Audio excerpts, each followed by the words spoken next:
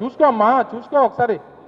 సరే సరే సరే, అవన్నీ తర్వాత రాజకీయాలు వచ్చినటువంటి ఫలితాలు ఇవన్నీ పక్కన పెడితే చేసింది మేము అనేటువంటి దానికి రుజువులతో సహా అన్ని రికార్డెడ్ ఎవిడెన్స్లే కదా.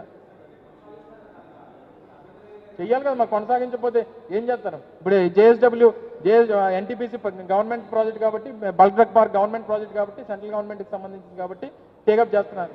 ఏ ప్రైవేట్ అనుకో జగన్మోహన్ రెడ్డి గారి టైంలో వచ్చింది కాబట్టి పొమ్మన్నారు కదా జిందాల్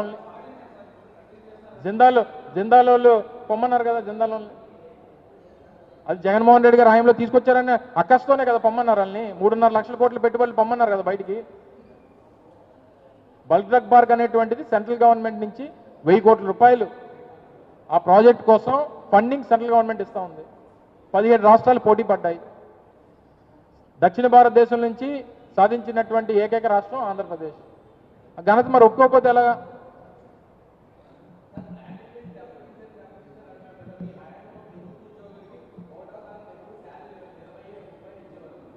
ఇప్పుడు కూడా చెప్తున్నాను, నిన్న మీ లోకేష్ గారు ఒకసారి ఆంధ్రజ్యోతిలోనే చూశాను, నేను కూడా ఆంధ్రజ్యోతి లైవ్ స్ట్రీమింగ్ వస్తుంటే చూశాను.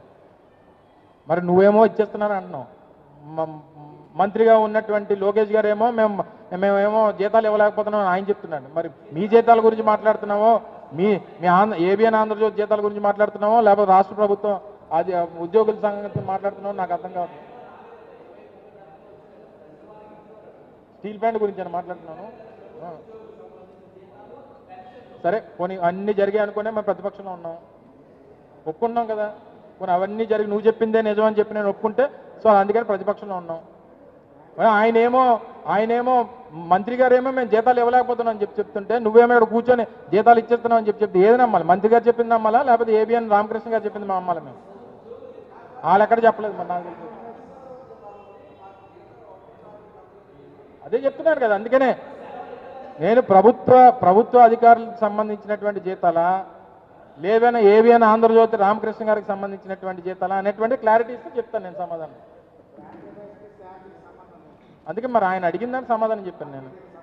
మీరు మరి మీ కొలీగ్ ఏదో చెప్తున్నారు మీరు.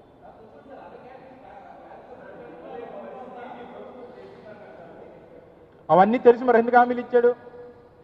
సరే మా ప్రభుత్వం తీసుకొచ్చింది, మేము వెల్ఫేర్ ఇచ్చాము, వెల్ఫేర్ ఇచ్చి పోనీ ఖజానా ఖాళీ అయిపోయింది, 3.5 లక్షల కోట్లు అప్పులు చేస్తాము. మరి ఇంత మేధావి 44 సంవత్సరాలు ఆయన